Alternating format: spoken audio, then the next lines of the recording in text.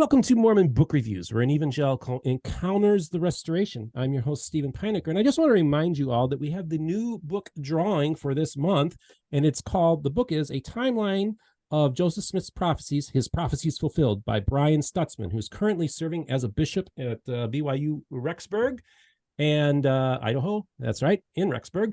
And he stopped by my studio last week, and we filmed a segment talking about this book. It's a really fascinating one. So in the description, go to mormonbookreviews@gmail.com. I have the email link. And in the subject line, you put in September book drawing, and then you put in your name and address. And I actually want to share one little quick thing here with you folks, too, is this. Let's see. Okay, here we go. So I have been recently made one of the top leaders in the Utah Interfaith Forum. Everyone is welcome here. I found out yesterday, this group's about to hit 1,000 subscribers, 1,000 people in this private group. And I want to invite you to join this group because turns out the individual who started this group went to me yesterday and said, Steve, I started this group for you. I want to hand the reins over to you. And this group has exploded over the course of the past 3 months. And we're having great interfaith dialogue. So I don't know if I think I may have invited, I think you guys might be in that group as well. I want to invite the audience. I'm going to leave links in the description to join the Utah Interfaith Forum, where a lot of interesting things are happening. So that's the latest on that. And then I want to welcome my guests to the program. Greg Matsen, this is like your third appearance on my program of The Quick Show. How are you doing today, sir? I'm doing fantastic. How are you doing? I have to say, well, first of all, I'm doing great. I have to say, our interview, the interview when you came on my program is one of those evergreens. It just gets views all the time. People really enjoy it. And so it's kind of fascinating to see certain videos get watched all the time and others just don't get watched for months. But we've seemed to have struck a chord in our dialogue and conversations. And also we had that one with about Patrick Mason as well. Now, I do have a new guest here, but you are probably familiar with him as well. His name is Luke Hanson. He was one of the founders of the Cougar Chronicle YouTube channel as a BYU student. Lucas, for copyright purposes, I should point out that's not our shirt. That's an official BYU shirt. Yes, that I got for $12.99 at the store. So there, last time I was in Utah. So Luke, welcome to the program, sir.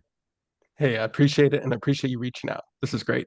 So Luke and Greg both have something in common. They have both had Pastor Jeff McCullough of Hello Saints on as guests, as a guest. And of course, folks, you all may or may not realize this, but Jeff McCullough came on my program last year when he had about 700 subscribers. And I knew right away, like, oh, this guy's going to blow by me in no time. But really, in many ways, the very first introduction that people had of Jeff McCullough was actually on my program. And so that was kind of cool. I like to be on the pulse of things. And it was really cool that he reached out to me. And we have a great friendship. And I actually want us to talk about that, too. But before we do that, I also want to introduce to everyone Jared, who showed up at my meetup and introduced himself as a fanboy, and more importantly, he's part of Generation Z. Now, folks, Generation Z only makes about 1.5% of my audience, so I thought I need to get the voices of Generation Z on this program. But Jared also was actually an enthusiastic a viewer of Jeff McCullough's Hello Saints program, especially early on. So we thought we would have this conversation about Jeff McCullough. And then the secondary part of this story, which I think is actually the most important part, is there are people that are throwing criticisms, let's just say, at Jeff. And they've been doing this for a long time. As a matter of fact, I've had Zoom calls with different people explaining, listen, Jeff is not a bad dude. He's a good dude. And for the most part, I've been just defending Jeff because I do feel like there's people out there almost since the beginning who've been suspicious of him, which, by the way, I totally get as well. Because of 200 years of our two sides battling each other, I can completely understand why people would have their concerns about Jeff McCullough. So look, when I first started my channel too, there were a lot of people that were suspicious of me too. So let's just get that out of the way as well. So, okay, that was a little long-winded, but I needed to give a little context here. Greg, let me ask you a question.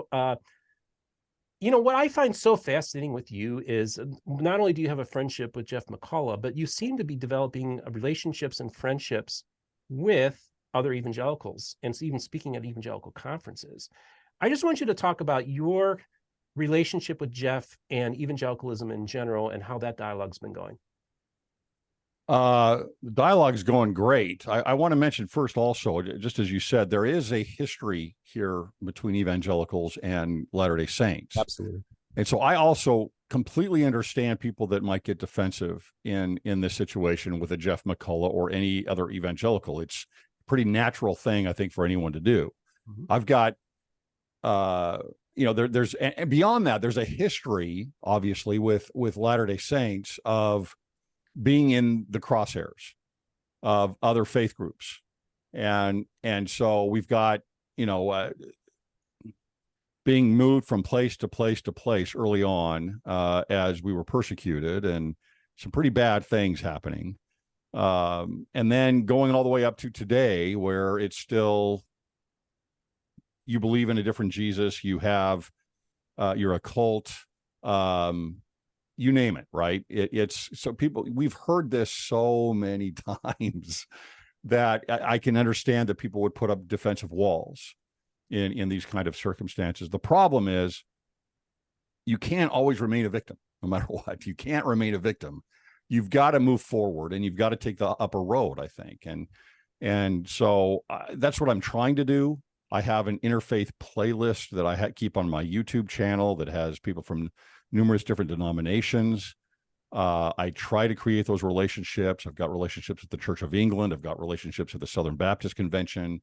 There's Jeff McCullough and others that non-denominational friends as well. I think that's important. I get a real joy out of it, right? There's a real joy that comes with working with people that are different, that have a different point of view on things. If you can find the right individuals that are not always trying to put forward, I'm right and you're wrong. And once you get beyond that, then to me, I think some pretty special things can happen.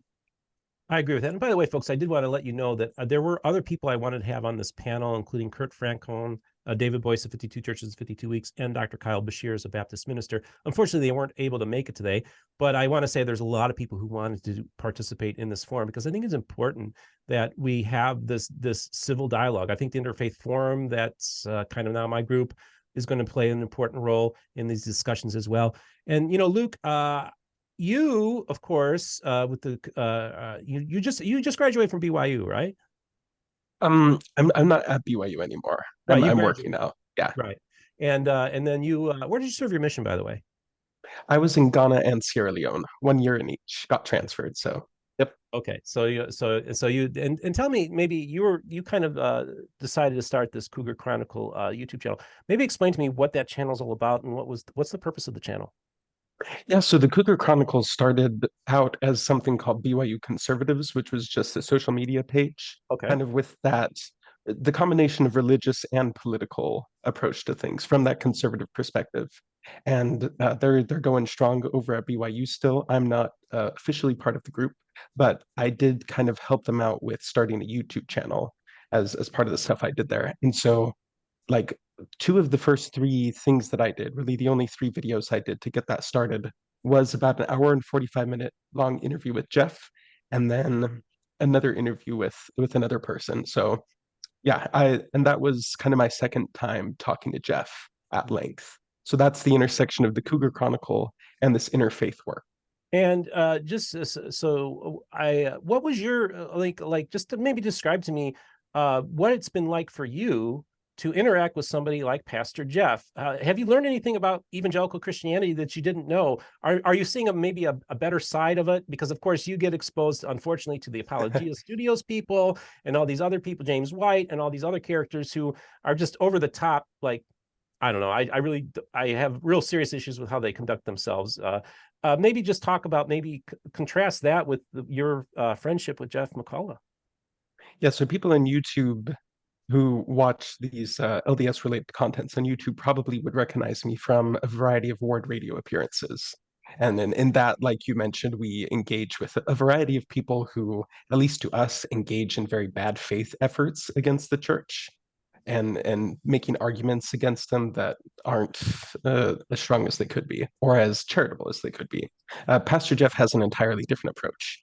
And I'm happy to engage with people who are very critical. I've reached out to a number of people that I've criticized on the Word Radio show, that I've debunked on that show, inviting private conversation. So it's not like I'm just out there to blast them. I would actually like to talk to these people. But Pastor Jeff is special, and he's not the only one. There's someone like David Boyce, 52 churches in 52 weeks. But Pastor Jeff, the way that he communicates, I think he does a really good job of being curious, like his tagline, fight criticism with curiosity. But he's also not just gonna listen. He's gonna give his input sometimes as well. And sometimes people interpret that as him being hypercritical. But if you go and watch some of these other videos that people put out that have kind of been the norm in the discourse between evangelicals and Latter-day Saints, you'll find that Pastor Jeff is a breath of fresh air, and I think we should be celebrating it. So one of the things I've been trying to track down, and I've been talking to people at the church archives and stuff like that, was people don't realize this, but in the 19th century, there was this gentleman named D.L. Moody of Moody Bible Institute, who came to Utah on 2 occasions, and in one of those occasions actually addressed the Latter-day Saints. And I'm trying to find the transcript. Somebody somewhere, if anybody in the archives, look for the D.L. Moody transcript, because here you have one of the leading evangelicals encountering the restoration when it was still very much a taboo thing to do. And I think so I think what Jeff McCullough is doing is kind of almost like a modern D.L. Moody, who's engaging the restoration in a very positive way. I have a feeling that transcript of D.L. Moody, if we ever find it, it's going to probably be much more positive than what you would see from Apologia and all those groups. Now, Jared, you are just tell us a little bit about yourself. You just got off your mission, and you also told me that you when Jeff first burst on the scene, you were really excited about the work that he was doing. Maybe just talk to me as a layperson engaging Jeff McCullough for the first time, and maybe hearing something about evangelicalism that you hadn't thought of or seen before. Okay, yeah. When I first saw, I think it was like last year, when I first saw Jeff's channel, I thought it was really refreshing.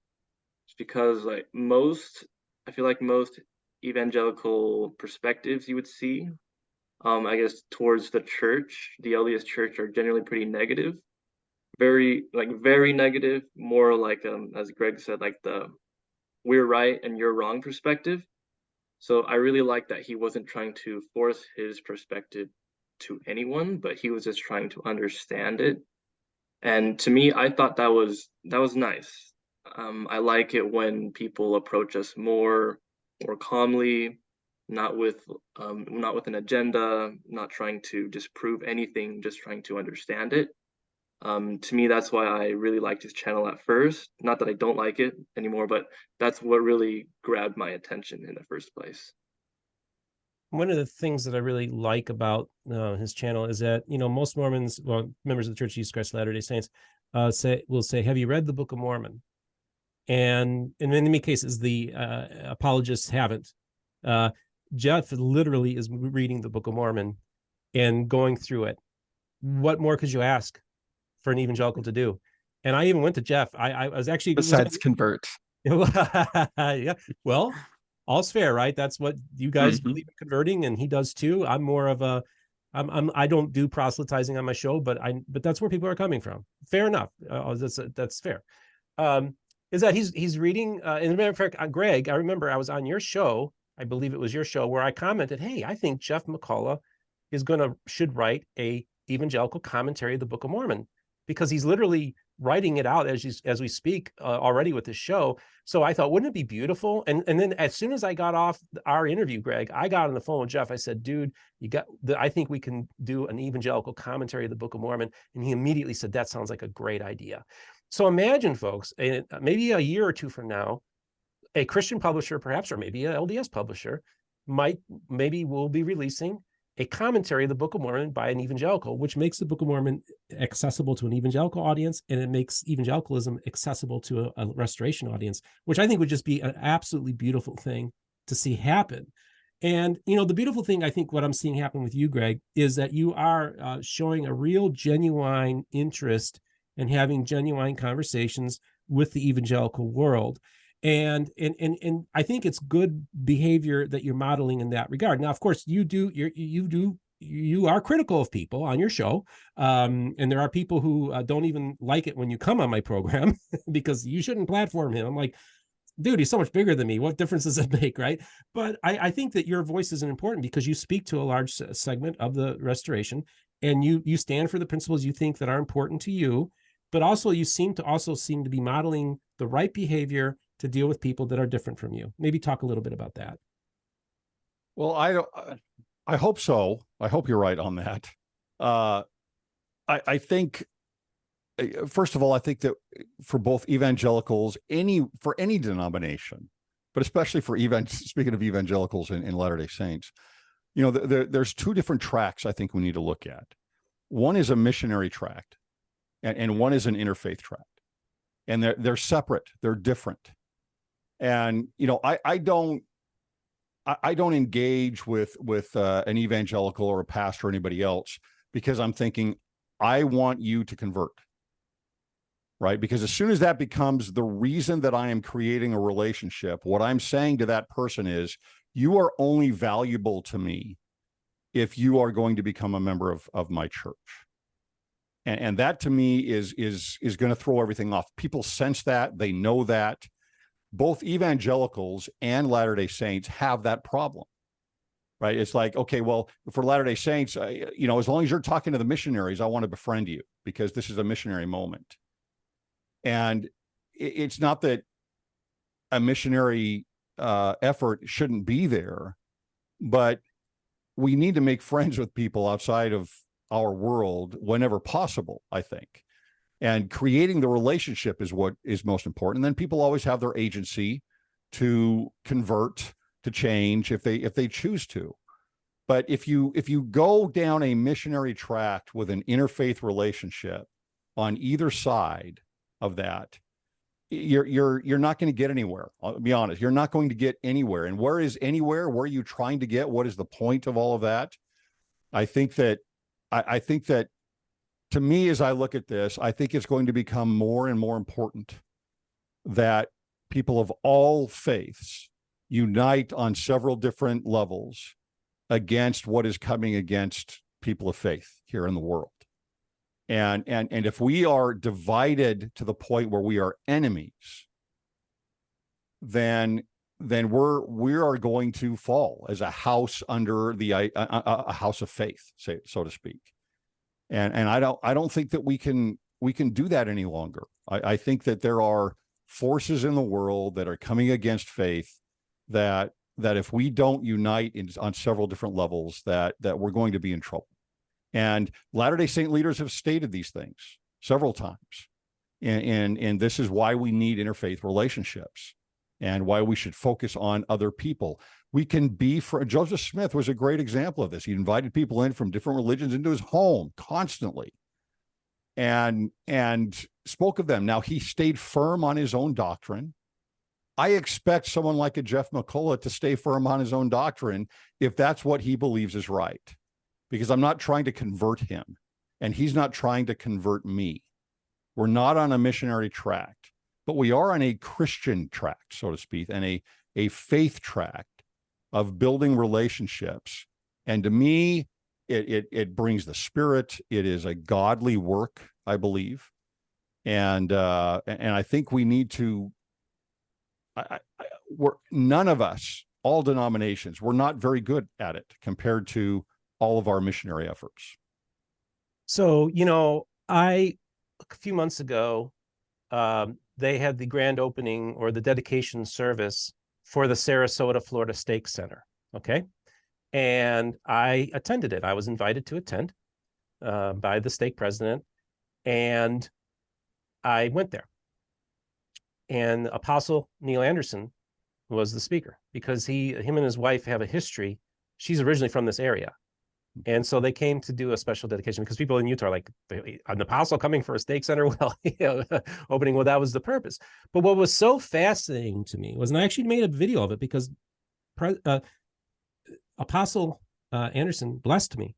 And how did he bless me? I'll tell you how it happened. So I'm sitting towards the back in the pews and the place is packed. We got, of course, the cultural center is full of folding chairs. You all know what that looks like. And I happen to have a nice spot right towards the end of the pew section. And I was sitting there, and I made eye contact with him. And I thought, oh, he saw me. And then I thought, well, he's an older man. Maybe it was just coincidental, because I don't know if he would be able to even see me that far back. Well, my friends that I was with, they let me cut in line for this huge long line to go shake his hand. They said, no, we'll let you come. Come on. We want you to meet him. So I go up to, and this is the key thing. While he was speaking, he gave his talk, and he says, on my way here, we drove by an evangelical church. He said, I want to let you all know that they are our friends. They are not our enemies, and we need to work with them. So I go to the apostle and I say, listen, I just want to thank you for saying such kind words about my people. And he goes to him and he says, look, I saw you. I saw you sitting out there. He said, and I saw that you had the right spirit about you. I sensed something about your spirit, that there's something good there. And he said something along those lines. So I'm like, whoa, well, that's pretty amazing to have that, to be blessed by him that way. And so to me, that's the message the church wants out there. And I feel that the church also feels it's important that we have good relations with the evangelical church. Now, I don't speak for any church or denomination. I'm a lay person. Jeff is a pastor. Okay. So he speaks, and he generally represents conventional mainstream evangelical thought. Okay. So if you want to know what evangelical thought looks like, Jeff is a very good representative of that. Whereas I'm a little bit outside of the box, kind of unorthodox guy a little bit. I just speak for myself. I've never claimed to speak for any evangelical organization or church. I speak for Steve Pynakker, who happens to be an evangelical. But for me, now that I see an apostle saying these words about my people and personally blessing me, edifying me by those words, okay, and also for him feeling that I have the right spirit about me, I really feel like that, okay, that's the trajectory God wants me to be on, is to build these bridges and have this thing. And this is the thing. And we also recognize, because the church says that Jeff McCullough is a Christian, because you guys believe that evangelicals, we are Christians, then there is a biblical model that we need to follow about when you have aught against your brother. Okay. And I want to share with you some verses. Now, this is from, I'm going to give his name. He's a friend of mine on Facebook and a member of my private group. His name's Fred Hanson. And he is actually an evangelical apologist, actually kind of one of those people out there that, has sharp elbows. But he actually gave me some scriptures. These are all from the New International Version, about how do you respond to criticism. If you're a Christian and you have issues with another Christian, what is the way we're supposed to do it? And then there's just a few things I want to read here. Opponents must be gently instructed in the hope that God will grant them repentance, leading them to a knowledge of the truth. That's in 2 Timothy. Let your conversation be always full of grace, seasoned with salt, so that you may know how to answer everyone. That's from Colossians 4:6. But in your hearts, revere Christ as Lord. Always be prepared to give an answer to everyone who asks you to give the reason for the hope that you have, but do this with gentleness and respect. And then if you're dealing with a fellow Christian, moreover, if your brother sins against you, go and tell him his fault between you and him alone. If he hears you, you have gained your brother.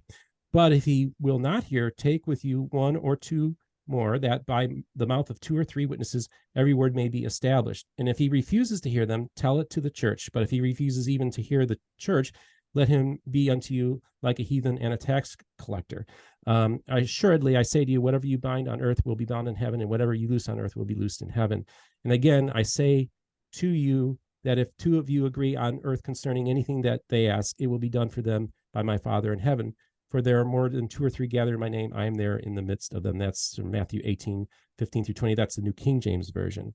And so this is instructive, I think, these scriptures. This is the biblical case of, so if Jeff is a Christian and there's other Christians that have issues, and in particular, they're members of the Church of Jesus Christ Latter-day Saints who have been critical of Jeff, but I don't feel they have biblically followed the proper path of if you have aught against your brother, and instead are attacking him without this. Now, and I want to let you all know that this weekend a Christian started attacking me. In his final correspondence with me, he says, I do not consider you a brother in Christ. Imagine going that far, that you actually think that you can judge another man's heart and his salvation based on disagreements that we have. This person who's attacking me, and he's just attacking me on Messenger, but I believe he's going to probably make these attacks public soon. I suspect. He is not modeling proper biblical behavior as well. So guys, I just want you to talk about that. Like, as Christians, how do we handle disagreement? If you have an issue with a brother, do you go on public forums and blast this person without, and again, I had a Christian apologist do that to me earlier this year, a well-known Christian apologist attack me without ever giving me heads up, at least never coming to me and addressing it. I know this is kind of long-winded, but I want to kind of establish how should we handle this, guys? Like, Luke, what would you do if somebody had, if you had aught against somebody, how would you handle it? As I mentioned before, and people who see me in Ward Radio know I get into these kind of things. As far as I'm aware, I have personally reached out to all the people that we have talked about or debunked in our videos and invited them to conversation. So I think that's a good practice. People should be willing to talk to anybody that they want to talk about publicly. Talk to who you're going to talk about. And I think I love the scriptures that you brought up. I would add one more to that, is Jesus' teaching that's usually summed up as the golden rule: do unto others as you would have them do unto you. Exactly. And I would modify that, I think, in a way that's a proper interpretation of the verse into the phrase, investigate other churches or learn about other churches with the approach that you would want them to learn about yours. And I think as we do that, that's going to not only allow these relationships to grow and build, like Greg said, which is fantastic. Everything doesn't have to be missionary focused, but I think as we take that more even approach, trying to get rid of biases as we do so, it will lead more people to the truth, whatever side that happens to be on. Obviously, I think that's the LDS side, but we don't need to be afraid of whatever the answer is if we're actually trying to find truth.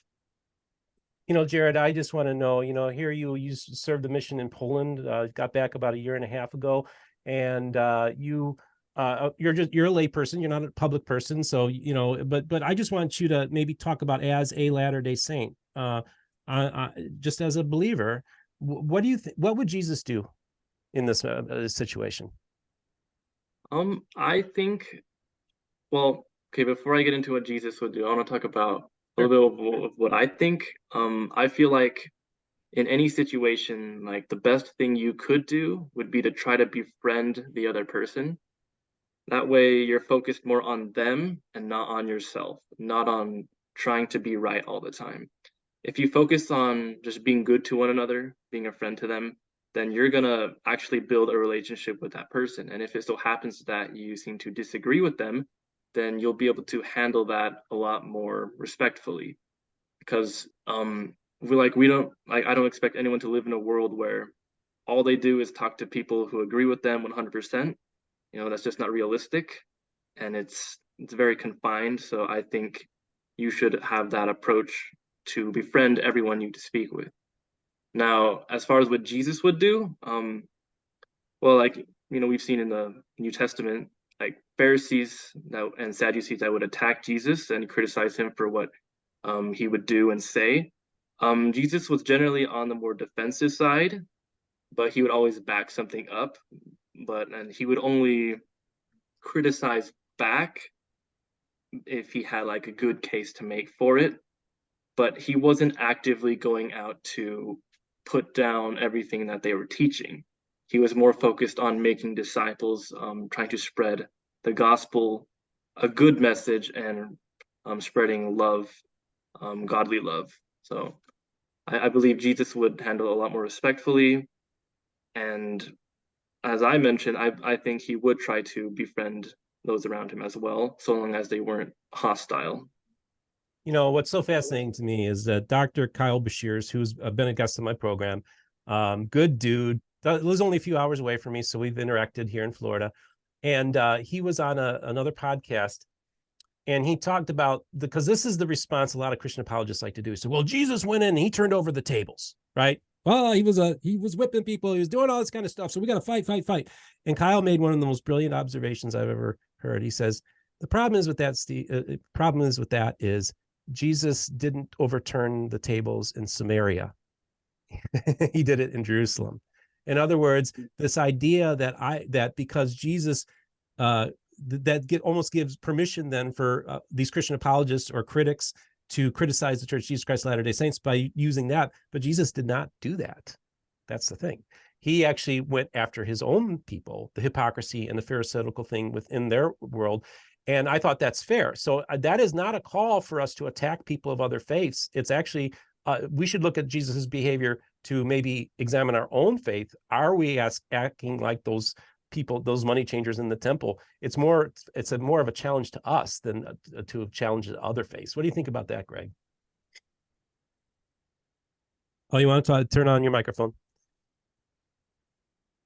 You bring up the Samaritans. That's a discussion I've had with Jeff on that. And I said, this is a lot like, the way I look at it is, Jeff, you to me are the Samaritan woman at the well. And I'm not, as the disciples are back there saying, Jesus, what in the world are you doing? She's a Samaritan, right? He goes forward and approaches her. And to Jeff, I'm the Samaritan woman at the well. And that's fine. See, to me, there's no issue to me there. I am completely fine with that scenario in understanding that. Also with Jesus, if we're talking about Jesus' teachings, I mean, if I think evangelicalism is wrong and evangelicals think that Latter-day Saints are wrong in our doctrine, to some degree, that's like saying, well, don't sit with the sinners. And yet Jesus is sitting with the sinners, right? Again, everybody else, apostles and everybody else were like, what are you doing? Right. And that's what he did.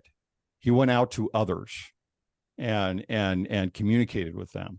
I also want to say something, because we're talking about Jeff a lot here, but he has this idea of curiosity, right? I've curiosity. Was it curiosity over criticism or something like that? Fight criticism with curiosity. Fight criticism with curiosity. Okay. I think there's a certain group of people of Latter-day Saints that think, well, curiosity means he's investigating the church. Mm-hmm.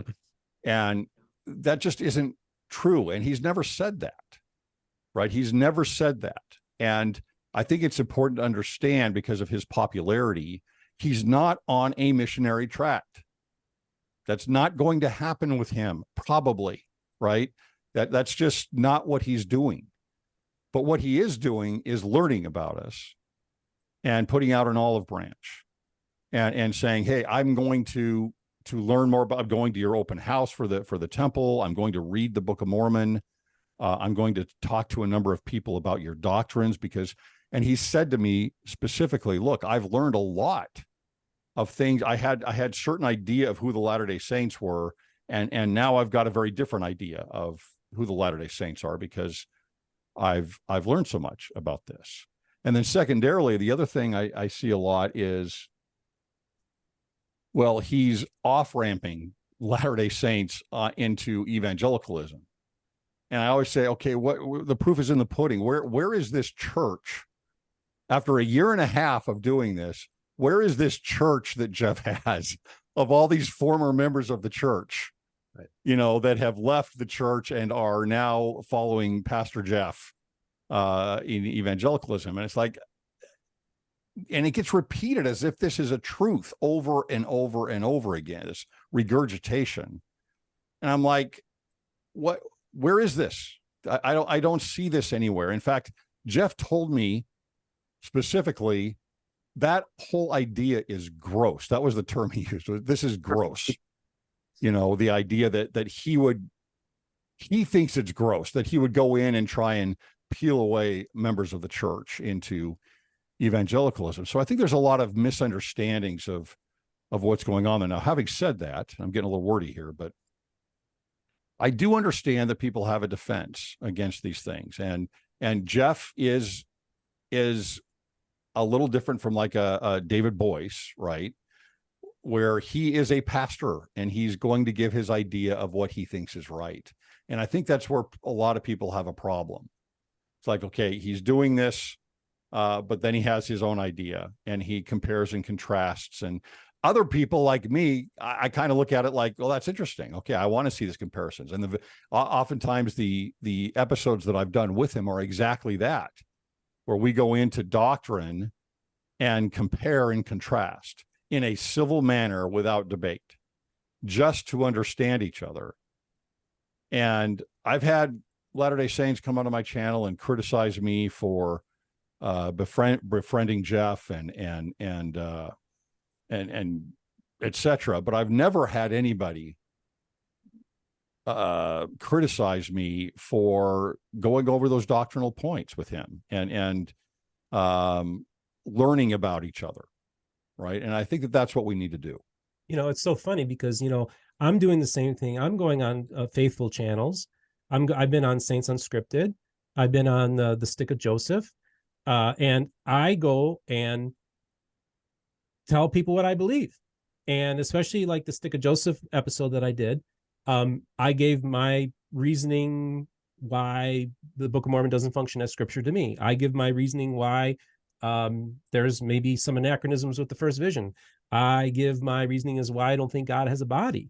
But I'm just espousing conventional Orthodox Christianity and contrasting that. But I also recognize, because we are in this state, we all look through a glass darkly, that we need to all practice epistemological humility and realize that we don't have all the answers. And, it's so funny because I've been accused of off-ramping a little bit myself. I went on freaking Mormon Stories on John Delin's program and said, I would feel bad if somebody left the church because of something I said or did on my channel. Okay. So that's where my heart is on this whole thing. All right. I made it very clear to people about this as well. I'm here to have dialogue and conversation because, I'm also very curious too, as well, of course. And it's fascinating because this journey I'm on, I'm speaking to so many fascinating people, wonderful people. And I get this opportunity, and David Boyce, and one of the things I talk about is David and I have talked about this, and I've talked about this publicly. I said, the beautiful thing about what we're doing, David, is we get to see the pearls of the restoration, because most Christian apologists will never see those, the attackers, but we get to have the personal one-on-one deep conversations with people. And it's a beautiful thing to be able to engage the restoration on that level. I completely understand why you would not want to expose yourself to Christians who have nothing to just want to convert you or want to destroy your church. You're not going to share with them those things, but you're sharing those things with Jeff and I. So we get to see a different perspective that many evangelicals will never see. And the one thing I also want to say is David Boyce made one of the most brilliant statements ever about this accusation that Jeff is a wolf in sheep's clothing. He said, the problem with that is Jeff is not a member of the flock, so he can't be a wolf in sheep's clothing. He's been upfront from the beginning, folks. And so every attack that's levied against Jeff is not fair and is not done in the spirit of Christ. I just want to get that out there. You guys don't think Jeff's a wolf in sheep's clothing, right? No. And this is the thing. I just did a short this weekend where I talked about how, I knew Jeff when he only had like 700 subscribers. And if I had suspected that he had an anti-Mormon bone in his body, I wouldn't have had him on my program. Now, some people push back. Well, you've had so-and-so on and so on. I said, yeah. That's different. Yeah, I've had Dan Vogel on. I've had Sandra Tanner on. I've had John Delin on my program. I've had these people on. But the difference is if I sensed that Jeff had a hidden agenda, that he was going to try to use the platform to actually try to convert people, I would not have had him on my show. I did not sense that. Also, I've had multiple conversations with Jeff, multiple times, on the phone, one-on-one, over Zoom, and never once has he brought up conversion, anything about trying to convert anybody to me. It's never been brought up. So to me, that tells me everything I need to know about Jeff. I think it's really unfair, the things that have been said about him since he started his channel, especially since he's gotten really big. And I think that I just want to say that Christians, there are Christians that are critical of Jeff as well, because they don't like that he's not proselytizing, right? They don't like me for the same reason. So we understand that, but I think that we can model, this is what we need to do. Evangelicals that have an issue with us, Latter-day Saints that have an issue, fine, but do it in a Christ-like manner. Come directly to me and say, Steve, I have an issue with you. Let's talk. And I think that's the way we do it, guys. What do you think? Yeah, I've been kind of in the sorry, Greg. Do you want to go? No, Luke, just go ahead. Go ahead, Luke. Okay. Being in the kind of political sphere, I've studied how to respond to different things. Things can get tense both in the religious and in the political frame. And something you never want to do is be weak and have these weak reactionary responses. And To me, a knee-jerk reaction against Jeff and saying we need to avoid him at all costs, we need to be telling other people not to engage with him or to watch him, to me that's coming from such a position of weakness. Like, it makes it look like members of the church can't, their testimony won't be able to stand a pastor reading third Nephi and not being converted. And I don't think that's the way our testimony should be. And maybe I'm sure people don't actually feel that way, but that's kind of the message that it sends when you're giving these messages out here. So I don't want to just defend Jeff, even though I consider him a friend and a good one, but I want to defend the church. And I think the church should be defended by the best arguments possible. And these knee-jerk reactions or these things that use logical fallacy or coming from a position of fear are not strong arguments. And so I want to both defend Jeff and the church by calling out these kind of things. And I'm willing to have polite discussion with anybody who has a different opinion on that. Jared, you were going to say something? I had something to say and I kind of forgot. Oh, that's okay. So, and that's the thing is that, yeah, we want the best arguments, and that is true. It is a sign of weakness. I tell people, I am here to challenge your faith. I'm very open about challenging your faith, both evangelicals and Latter-day Saints, but I'm here to challenge it, not to destroy it or weaken it. I'm here to challenge it to strengthen it. See, challenging can also be a good thing. It can help you build your faith. If your faith is so weak that you're afraid to hear alternative ideas and opinions, then you don't really have a strong faith. And I think that's also where the fear comes in. And so because you have a fear that maybe your faith isn't that strong, you often then do the attacks and all this kind of stuff because you don't want to be, because you feel like you're being threatened, you attack, even if it's not it's not fair to do that. But I do think that's a great point, Luke, that you made. Greg, you want to weigh in on that? Yeah, I think, look, there's plenty of attacking, and we are, especially in the world of social media, it's getting worse and worse and worse. And that just brings up more the idea of why someone like a Jeff is so refreshing, right? Because it's the exact opposite. Yes, he preaches his own gospel. Yes, he's not looking at this in a way that he wants to convert, right? But compared to everything else that we usually see as Latter-day Saints, he is on a different track, right? It's a very different thing.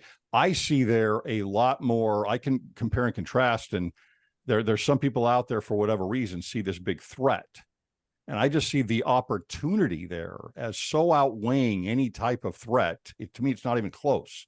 And when I'm saying opportunity, I'm not talking about missionary work, right? I'm talking about friendship. I'm talking about building relationships that, again, I believe are going to be crucial in the future as people of faith.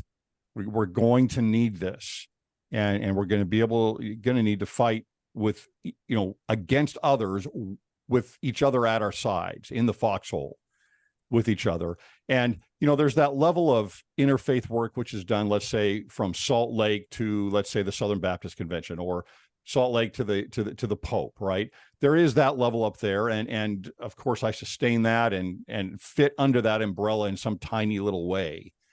But amongst ourselves, we need to go and do that as well, I believe. I think that, I talk about the spiral of silence. The spiral of silence also would apply here to interfaith relationships. Don't sit back, make friends, see what commonalities you have. I was at an interfaith event, I don't remember, a week or two ago. And I spoke right after an evangelical pastor, and he had, I would guess, a mostly LDS audience was there. I don't know for sure, but I think so. And so he puts out this olive branch by saying the following. This is a pastor, right, in Salt Lake. And he says, he quotes Mosiah from the Book of Mormon and talking about throwing off the natural man. Now, he clarifies it, of course, which he should, because he's got a flock of his own and relationships, evangelical relationships. But he says, look, I don't preach from the Book of Mormon. We don't use the Book of Mormon, right, as scripture. But he quotes that verse from Mosiah, and then he says, but I agree with this verse. I agree what is being said here. And that to me is how you do it, right? That to me is, look, I'm not going to fight against you. I'm not going to tell you this book is evil. That doesn't accomplish anything. It does nothing. And I thanked him for that.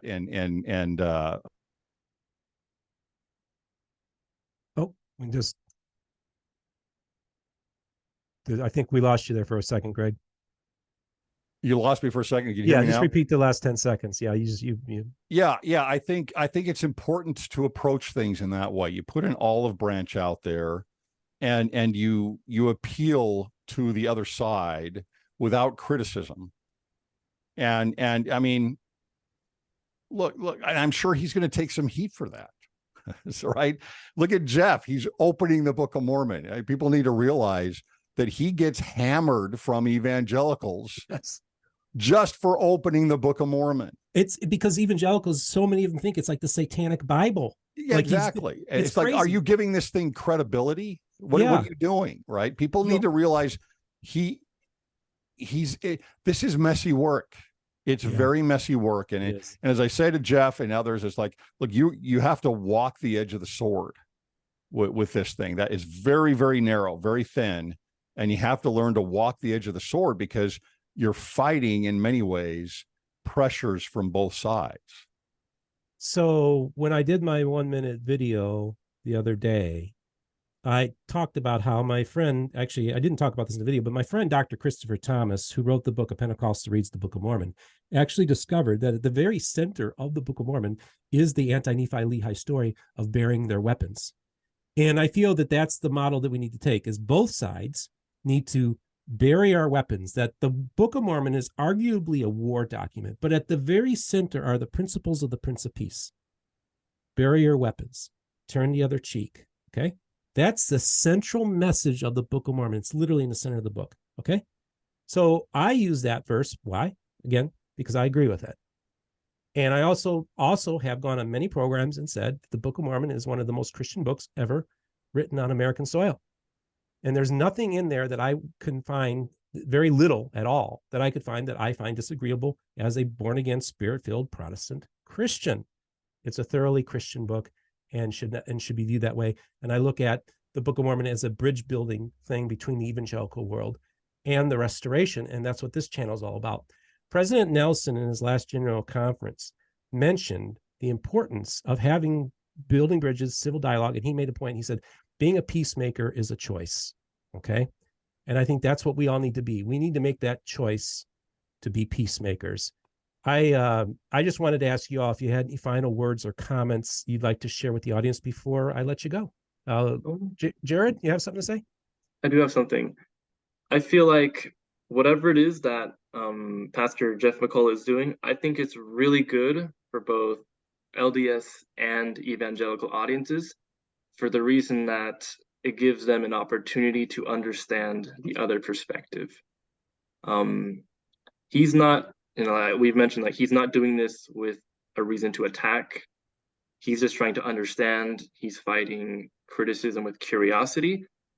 And I think, like, for LDS audiences, that gives them an opportunity to know how to interact with other evangelicals, even if, like I don't want to say that this should be their primary reason, but like if it's a converting purpose, they at least know how to talk with an evangelical, not that they should always be doing that.